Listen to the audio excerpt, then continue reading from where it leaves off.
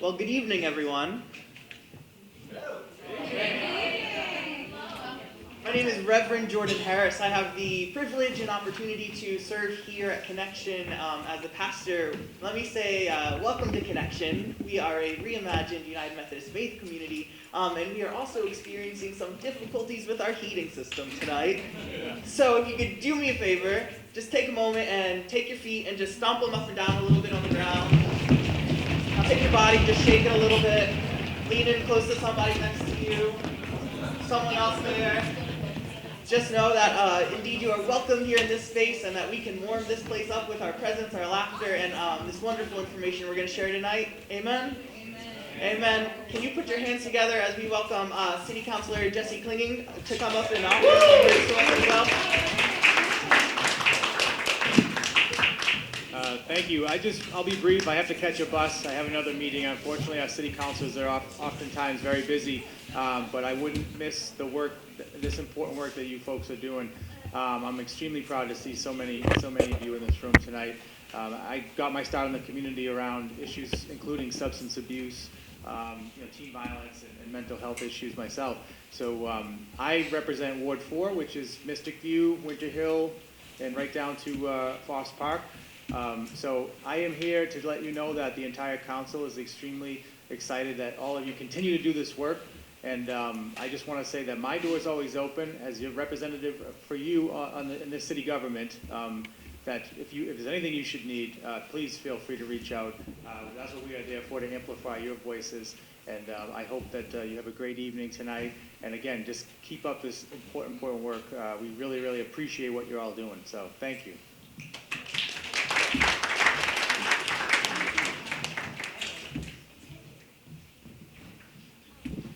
All right, thank you so much. That was beautiful.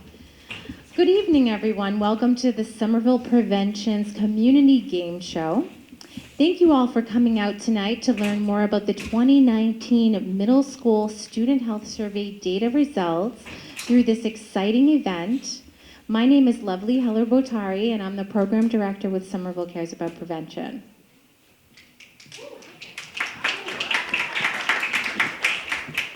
Hey everybody, my name is Matt Mitchell. I'm the Prevention Services Manager with the City of Somerville's Health and Human Services Department. We had the pleasure of helping prepare for tonight's event, which is brought to you by the City of Somerville's Health and Human Services Department. Somerville Cares About Prevention, Somerville Prevention Services, Somerville Positive Youth Leaders, who are all around. We should give them a big round of applause. And of course, our Mayor, Joe Curtatone. We are looking forward to tonight, and I'll pass it over to Lovely for a few more words, and then we'll get right into our introductory speaker. Okay, so SCAP is a community prevention coalition that works to reduce underage drinking and substance use in Somerville, and Somerville Positive Forces is a leadership program of Somerville Cares About Prevention that engages youth in designing and implementing prevention projects using prevention best practices.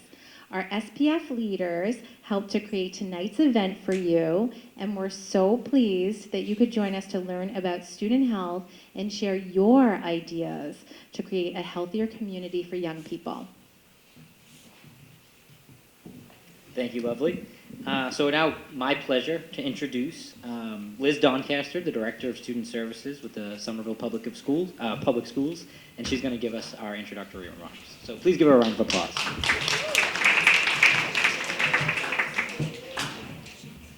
Thank you, Matt. Thank you, Lovely. And thank you, Pastor Jordan, for allowing us to use your space. It's beautiful. It's not cold at all. It's fun. Absolutely. I'm very happy to be here to kick off this event tonight because the work that they do at HHS and all the other departments within their realm is very important, and they are very important partners to us at Somerville Public Schools. So like Matt said, my name is Liz Doncaster. I'm the Director of Student Services. I didn't start out that way. I started out as a preschool teacher down at the Capuano. I was there for 12 years. And then I became a summer school director, and then a redirect teacher, and then the assistant director, and now the director. So, school is very important, and education is very important. And so if you really want something, you can continue to go and get it. And I've had quite a nice ride here in Somerville, and I just I love this system, and I believe in you kids. And this department specifically that I'm in, which is student services, really takes care of all the kids' social emotional needs. And so when we look to gain information and data about decisions that we have to make as far as students, student support systems, professional development, ways in which we can support you, we look to this survey, the middle school survey and the high school survey. They're very important parts that drive our decisions. And so tonight's very important to me, and I've read through this, and we've read the overall results of this study. So what it does for me specifically, so you know how data informs decisions, we look at this data, we find the spots where there's growth. So I look for growth, because in my job I want to be 80% proactive in helping students with their mental health and 20% reactive. So that's my goal in this department, and I'm going to get there with data and education and reaching out and supporting you students and supporting the teachers and the people in the schools that support you. So again, this department and this survey are very important, so I'm glad you're really going to take a deep dive into it tonight and really parse it out and see what it's all about. So I'm looking forward to hearing all these trivia questions and all the, I hope you get excited about it, because data really is something that we all need to look into. So thank you very much for having me, and enjoy your evening.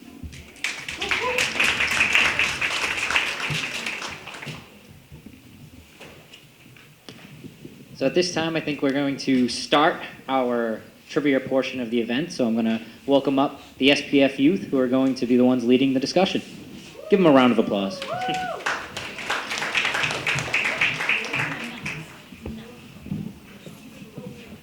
Thank you for that wonderful welcome address. My name is Ishavita, and this is Meghna, and we are both SPF 100 youth leaders. Before we begin, let's talk about the survey a bit. In 2019, 886 Somerville Middle School students voluntarily took the Student Health Survey. This represented 92% of all middle school students.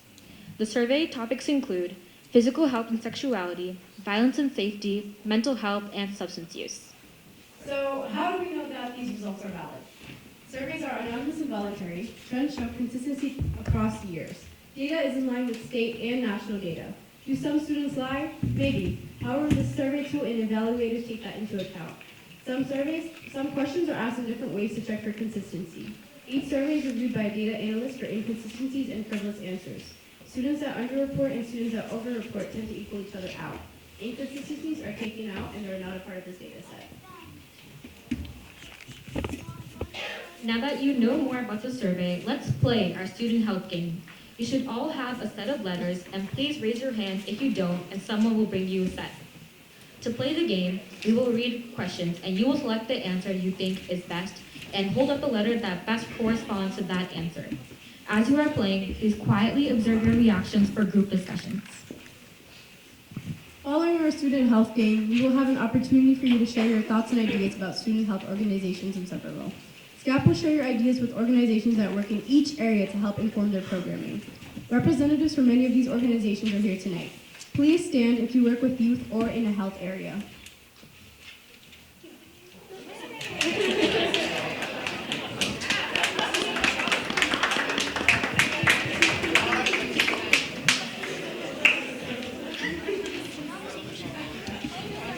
Okay, let's get ready to play. First up, we have our physical health and sexuality section.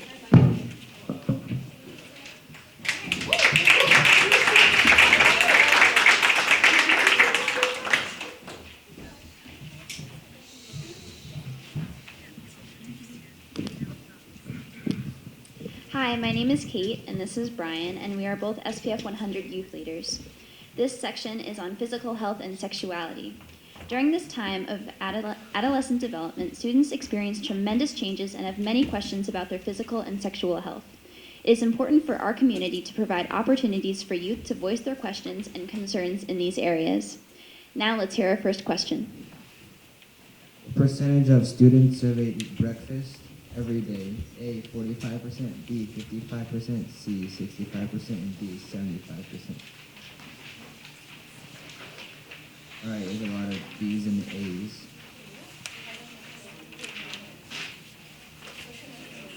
Okay,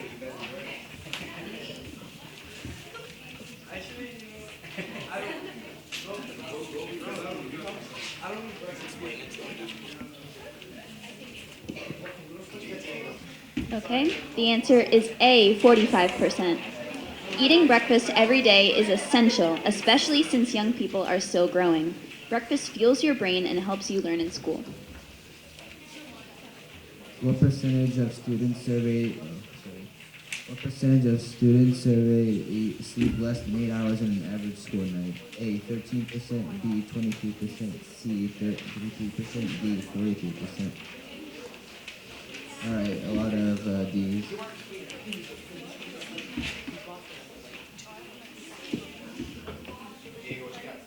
The answer is C, 33%. This is alarmingly low. Getting enough sleep is very important for student health and development. Shape Up Somerville recommends soothing sleep routines and limiting caffeine and electronic use later in the day. What percentage of students surveyed skip meals to lose weight? A, 9%, B, 15%, C, 20%, and D, 26%. Hold up your answers. So B's and A's.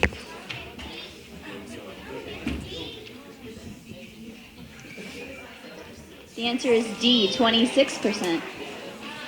This is a 5% increase from 2017.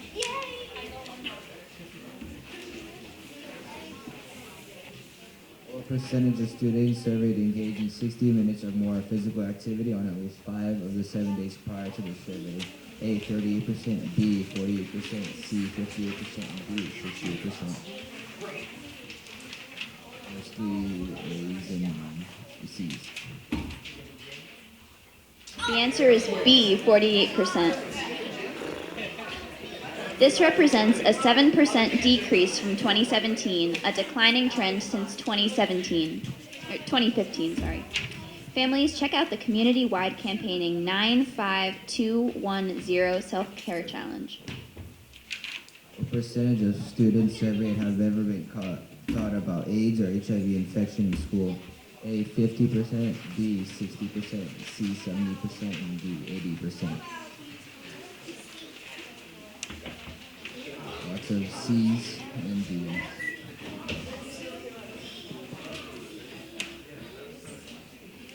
The answer is A, 50%. This marks a 20% decrease since 2017, an all-time low since 2005. Consider ways we can increase HIV and AIDS education among youth. This concludes our section on physical health and sexuality. Next up is the violence and safety section. Thank you.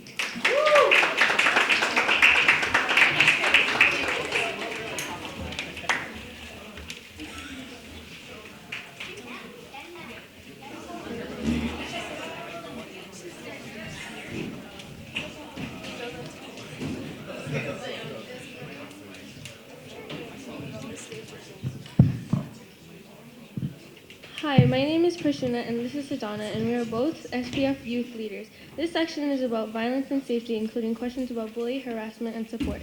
For this section, it is important to consider how our community can help develop strong, trusting, and respectful relationship among students, adults. Get ready for, here is our first question. What percentage of students surveyed reported being bullied in or on the way to school? 2%, 6%, 12%, or 20%?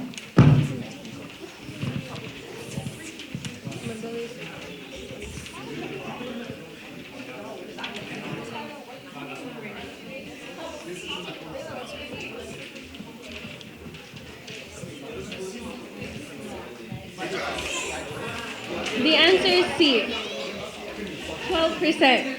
After 4 years of decline, we are starting to see an increase in bullying.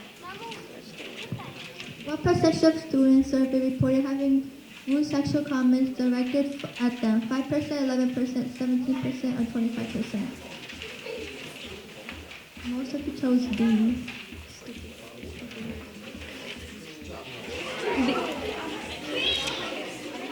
The answer is B, 11%. It is important for schools to be a safe place where students can learn without worrying about their safety.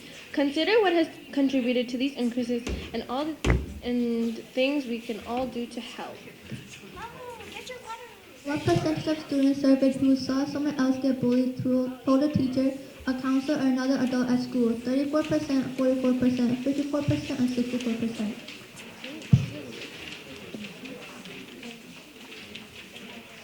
Most of you chose A. The answer is A, 34%. This has represented an 11% decrease from 45%, which was in 2017. Interestingly, young people were less likely to tell a teacher, counselor, parent, or guardian when they witnessed bullying. Those bullied were more likely to try to get the person/people to stop or talk with a friend or student about it. Youth may feel that telling an adult is snitching, but telling an adult is an act of bravery and kindness that protects victims and holds bullies accountable. We all have a moral and ethical obligation to help those in need. What percentage of students surveyed have ever received instruction in school or how to resolve conflicts without fighting? 59%, 69%, 79, or 89? Most of you chose A. The answer is A, 59%. This is a decrease from 68%, which was in 2017. Most students surveyed reported having at least one trusted teacher or adult at school who they could talk to about a problem. A, true or false? Most of you chose A. The answer is A, true. This is one of the most important protective factors that students have identified. Notably, youth report feeling more comfortable with the staff that they can relate to or identify with. This concludes this section on violence and safety. Here comes mental health.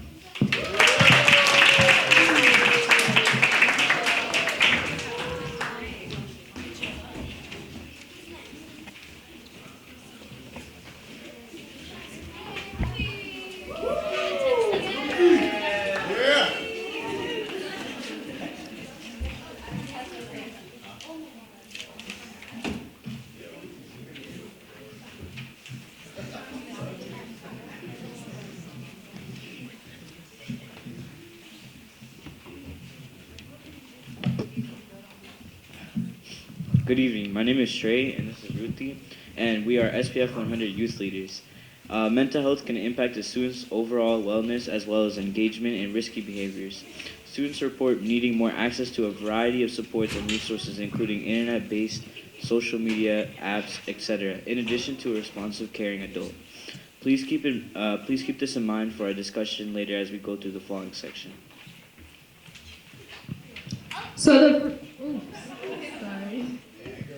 So the first question is, what percentage of students surveyed worry about school failure or poor grades? A, 24%, B, 34%, C, 44%, or D, 54%? Hold up your answer, please. So most of you guys chose C. Let's see the results. The answer is C, 44%. 2019 represented a 6% increase from 2017.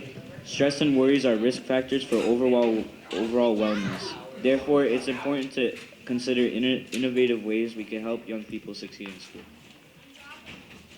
What percentage of students surveyed report worrying about weight problems? A, B, C, or D? Well,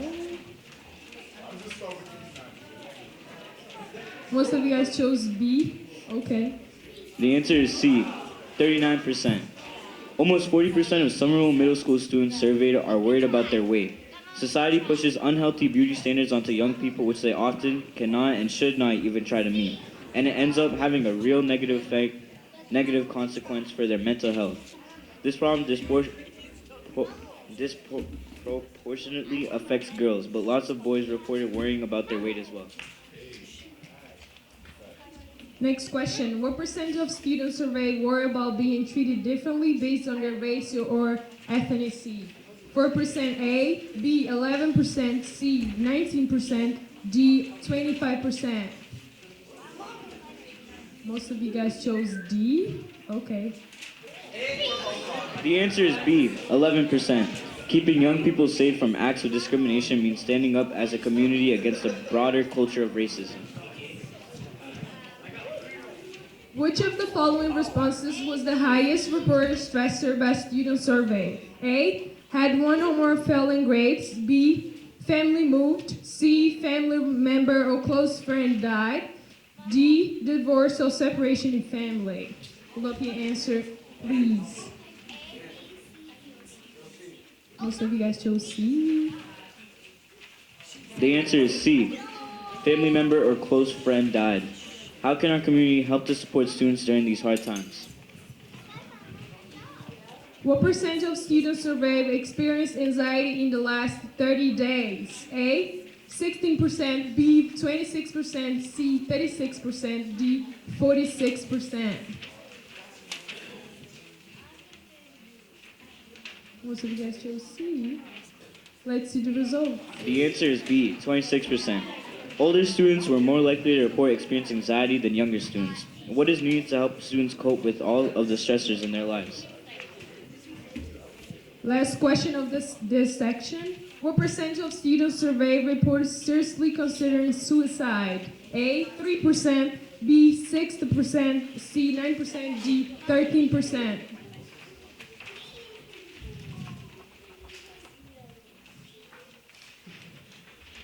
I see a lot of B's. Okay. The answer is D, 13%. This has increased from 10% since 2017. Young people today face terrible pressures. As a community, consider how we can better support them in their time of trouble. This concludes our mental health section. Next up is the substance use section.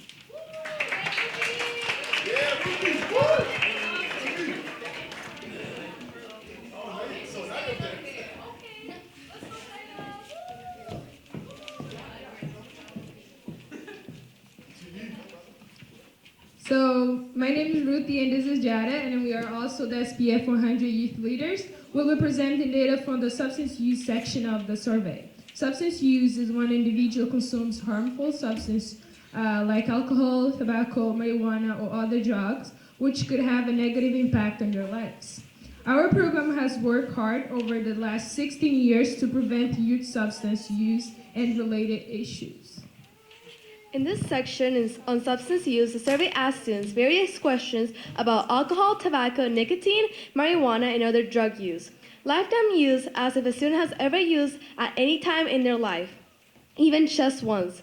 30-day use means the student used the substance in last 30 days. This data identifies use used on a regular basis.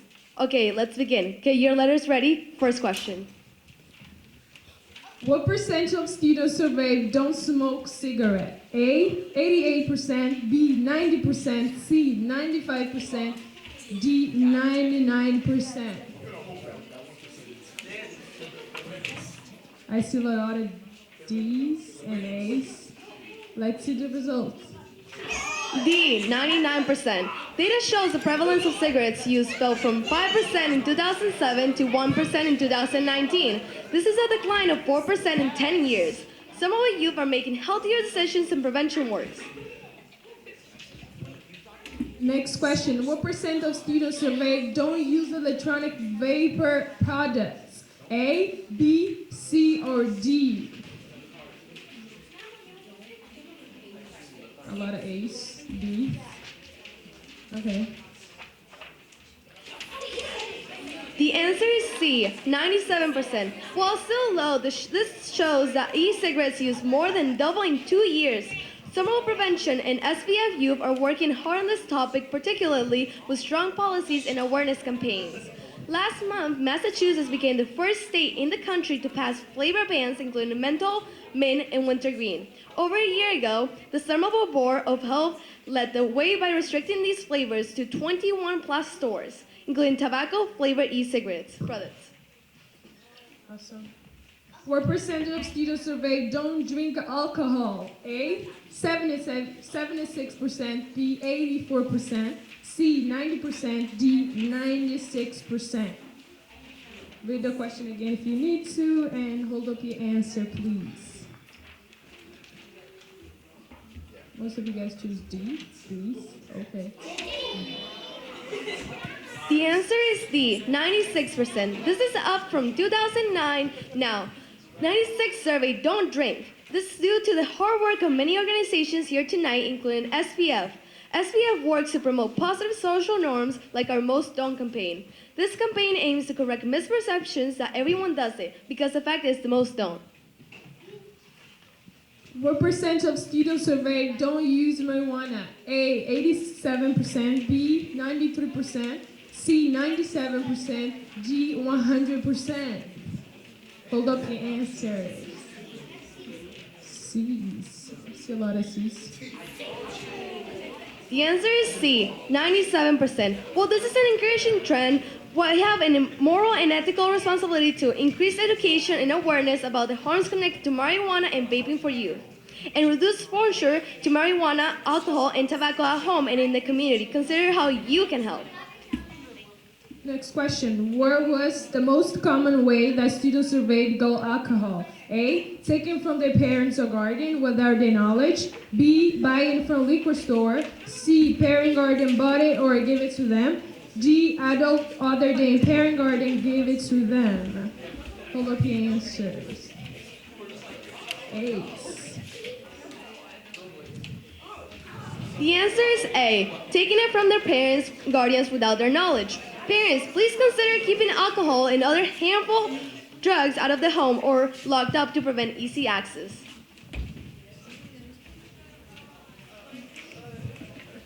Of students surveyed who have ever drank alcohol, what was most like the age they had their first drink? A, 9 or 10 years old, B, 11 or 12, C, 13 or 14, and D, 15 or older.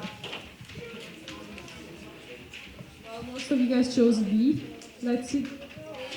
The answer is B, 11 or 12. Parents, we think it's never too early to talk about the risks of underage drinking and drug use with your child. Start early and talk often. Which substance do students survey report as most risky? A, alcohol, B, electronic vapor products, C, marijuana, and D, cigarettes. Hold up your answers, please.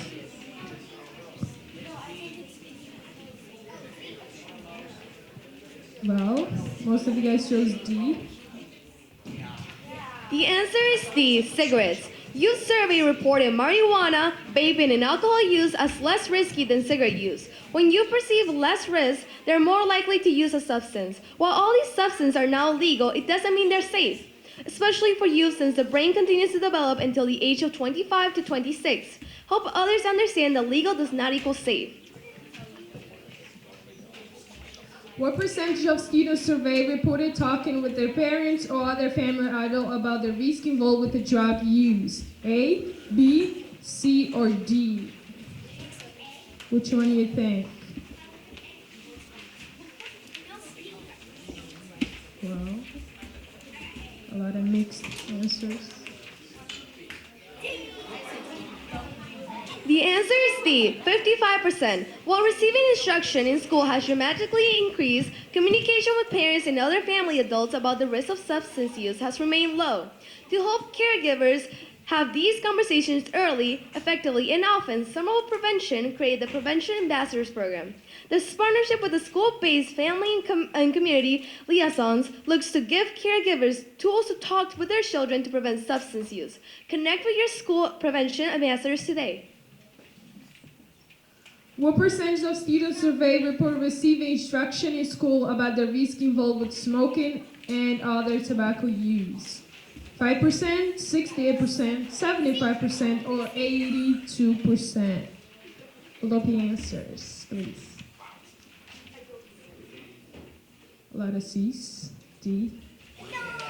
The answer is D, 82%. This is a very encouraging trend. However, this data doesn't show gaps in education like what we now see with the harms and risks associated with vape products. Consider how we can work to close gaps in existing curriculums. For instance, we have supplemental programming from organizations like Project Here.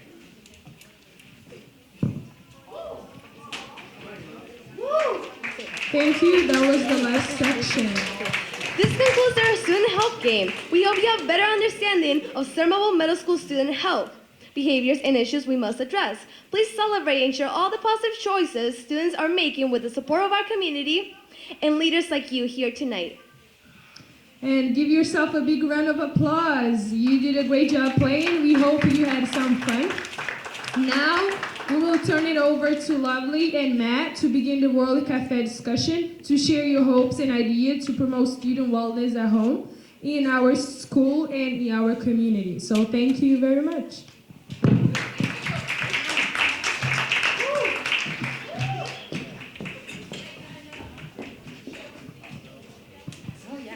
Oh, thank you so much, SPF 100 leaders. Let's give them another big round of applause for putting together this excellent presentation for you. Okay, now that you have a good idea of Somerville student health, we will ask you to work in groups to share your experiences, your concerns, and ideas for each health topic area. And when we what we'll do is we'll have you discuss in these groups for about 10 to 15 minutes, and then we'll move on to the next section when we give you the alert. So what we're going to do, we have community leaders here who work in these areas and will help facilitate our discussion. So those individuals who have been already identified, would you guys mind making your way to your respective tables now? And then when you get there, just raise your hand so that people know that you are there.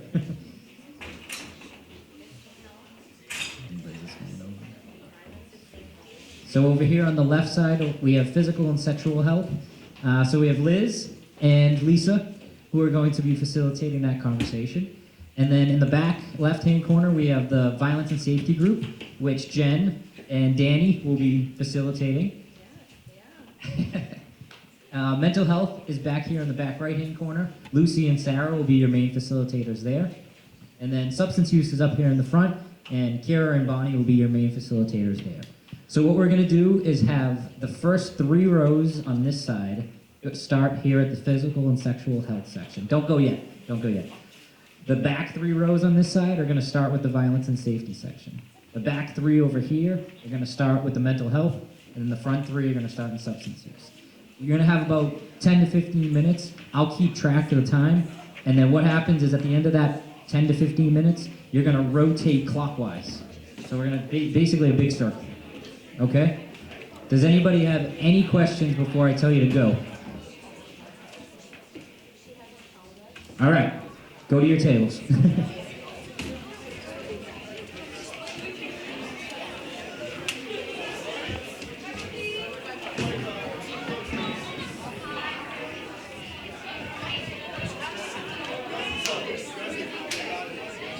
So facilitators, the questions are on the screens up here that you're going to be asking.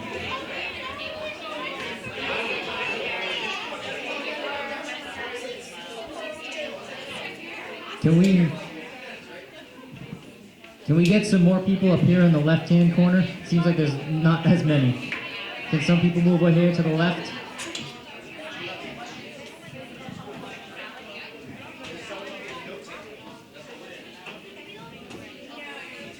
Over here on the left.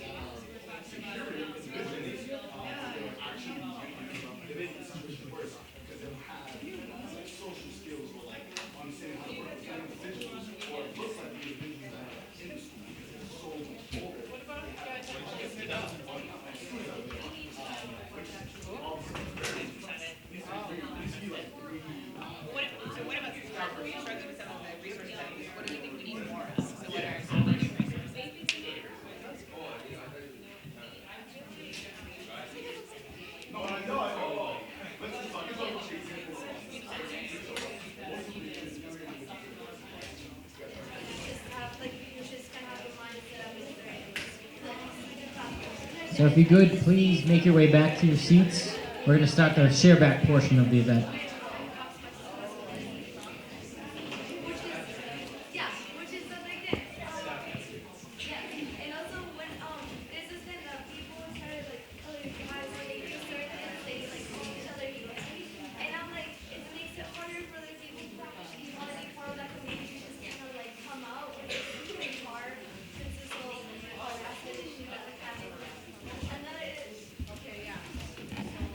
All right, so we're going to start with the substance use section over here.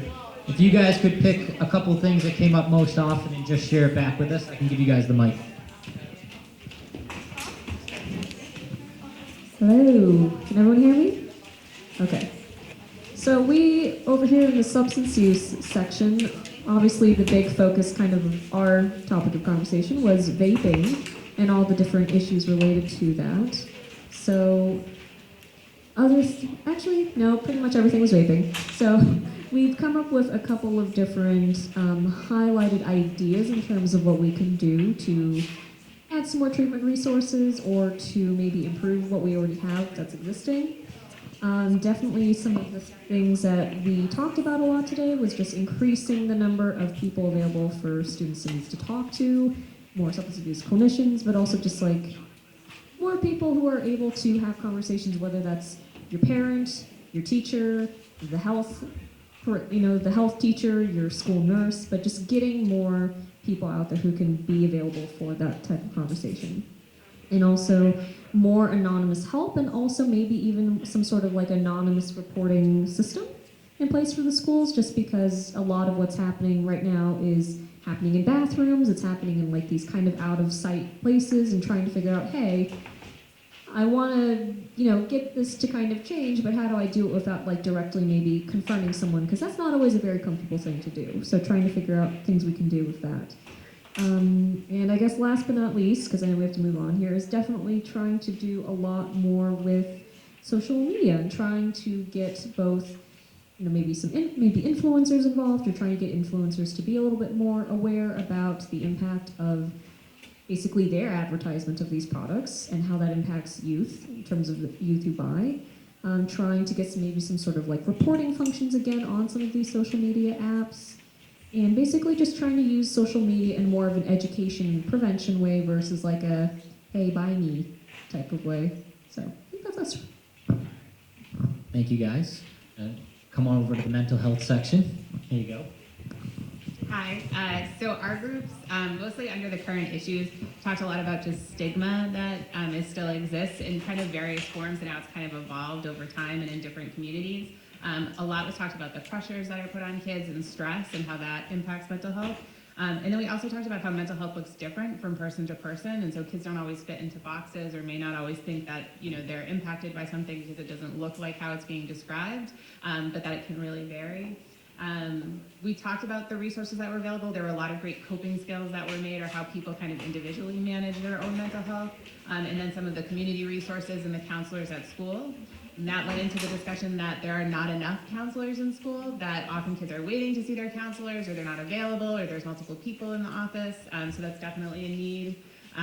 Additional outlets, a place that kids could go where they can talk to someone, so they don't have to kind of like search it out, but just like that there's helpful adults there and caring adults, and it's a safe space. We also talked about having resources come to kids, that kids are busy, there's a lot going on, and sometimes it's hard to reach out for support and help, so having someone that's proactively going out to kind of provide that level of support. And then everyone talked a lot about just like considerations that mental health looks different in different populations. It looks different from families to kids. And so when we're thinking of developing these services, that we're thinking of all those pieces with language and supports, and how those more smaller populations are impacted. Great. Thank you, guys. I'll run across the room. Physical health and sexual health. All right, so over here at physical and sexual health, some of the issues we heard about, lack of comprehensive sex education, anxiety, depression, specifically around social media and representation that we see on all the social media platforms. We also heard a lot about racism and discrimination and some issues tied to bullying. Lack of exercise. We heard a lot of people say that after school they go home or they want to hang out with their friends and there aren't as many things they do after school that are active. And they're choosing those social times over exercise.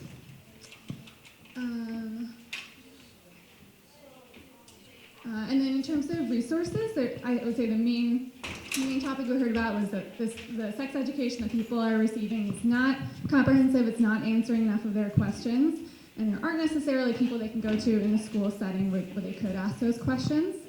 Some people wanted more of an anonymous resource to do that, so an online platform for that. Some people preferred it to be face-to-face with a person.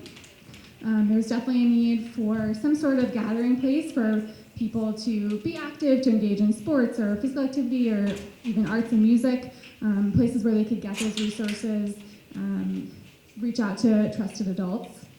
A lot of people said they wanted to do more yoga.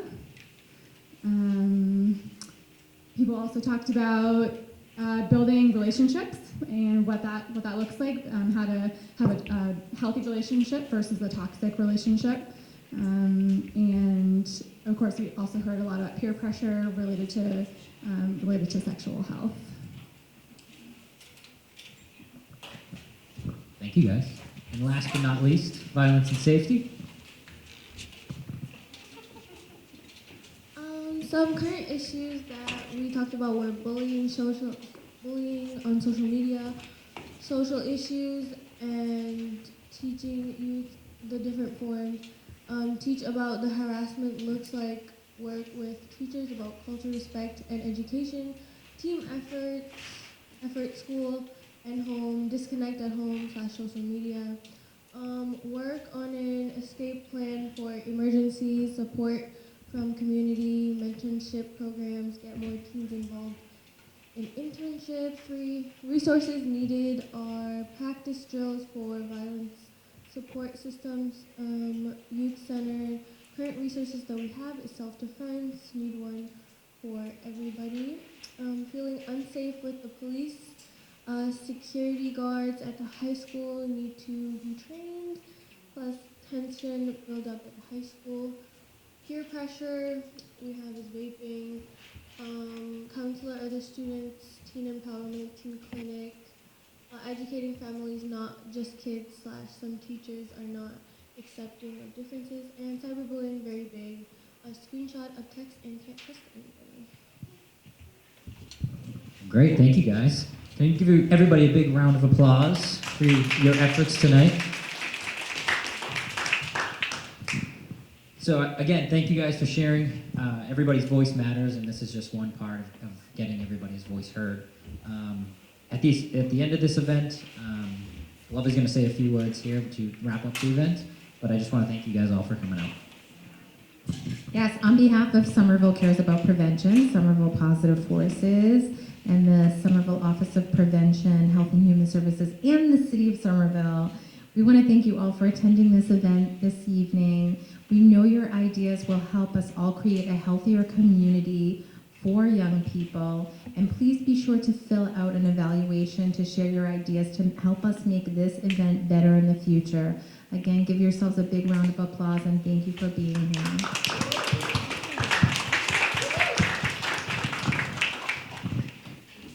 All right, thanks guys.